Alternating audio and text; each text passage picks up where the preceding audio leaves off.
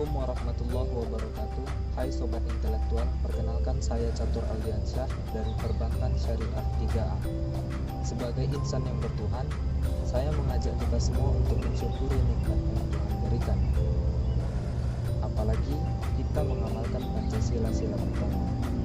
Untuk yang seakidah dengan saya, marilah kita bersolawat kepada Baginda Muhammad SAW.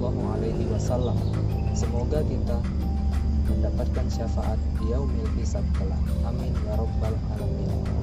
Pada kesempatan kali ini saya akan menjelaskan tentang corona, yaitu dampaknya apakah negatif semua? Apa benar tidak ada dampak positifnya sama sekali? Mari simak video ini dan jangan lupa di like dan subscribe. COVID-19 adalah virus menular yang berasal dari virus corona yang baru-baru ini ditemukan. Penderita penyakit ini akan mengalami gejala ringan, sedang maupun berat. Bahkan ada beberapa kasus yang sangat banyak penderitanya mengalami kematian. Presiden Republik Indonesia menetapkan bahwa pandemi COVID-19 ini adalah wabah nasional. Bahkan di berbagai negara sudah banyak yang tertular virus ini. Awal mula, virus ini berasal dari Wuhan, Cina, menyebar dari masyarakat ke negara-negara lain. Dampak dari virus corona ini sangat banyak. Pada sektor pendidikan, kita sekarang mengalami yang namanya pembelajaran secara daring. Artinya, kualitas pembelajaran tersebut menurut saya pribadi dan menurut sebagian orang mengalami penurunan, tidak maksimal dalam pembelajaran. Di sektor lain misalnya keuangan, banyak sektor keuangan yang mengalami penurunan di bidang ekonomi serta kesehatan masyarakat yang meningkat, menyebabkan Indonesia mengalami resesi. Hal ini dikonfirmasi oleh Kementerian Keuangan.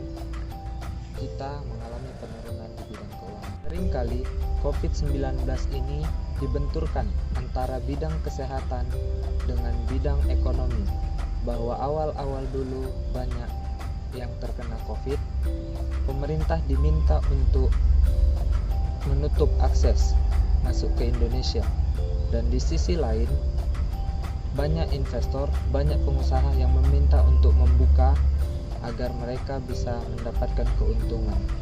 Hal ini yang harusnya kita sadari bersama, bahwa kedua ini sangat penting. Jika kesehatan meningkat, itu buruk efeknya, tetapi juga ketika ekonomi kita menurun, sangat buruk juga dampaknya bagi kesehatan kita. Karena bagaimana untuk membiayai masyarakat, menurunkan biaya pengobatan dan lain sebagainya. Jadi, di mana letak dampak positifnya? Dari tadi semua negatif. Ada. Jawabannya yang pertama, bahwa awal dulu waktu ramai yang terkena COVID-19 kan sempat juga diadakan PSBB yang harus berdiam diri di rumah. Hal itu menyebabkan tumbuhan, hewan-hewan, dan bahkan manusia itu sendiri mengalami pembebasan udara karena pengurangan polusi udara dari kendaraan, serta pabrik-pabrik banyak yang tutup waktu awal melonjak dulu. Yang kedua, ada hikmah yang dapat kita ambil dari COVID-19 ini, bahwa sepintar apapun, sekaya apapun, kita jangan sombong. Kenapa? Karena buktinya roda berputar, bahwa sekarang kita mengalami pandemi.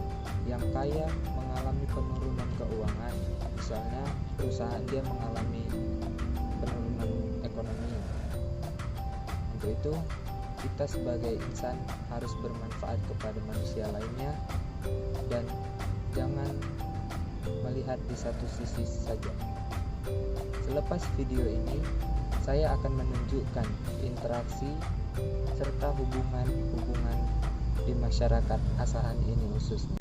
Beginilah kondisi daerah tempat tinggal saya selama masa pandemi corona. Bisa kita lihat banyak masyarakat yang menggunakan masker. Padahal dahulu kalau kita bermain di luar, sangat sedikit yang menggunakan masker. Paling hanya beberapa untuk menghindari debu.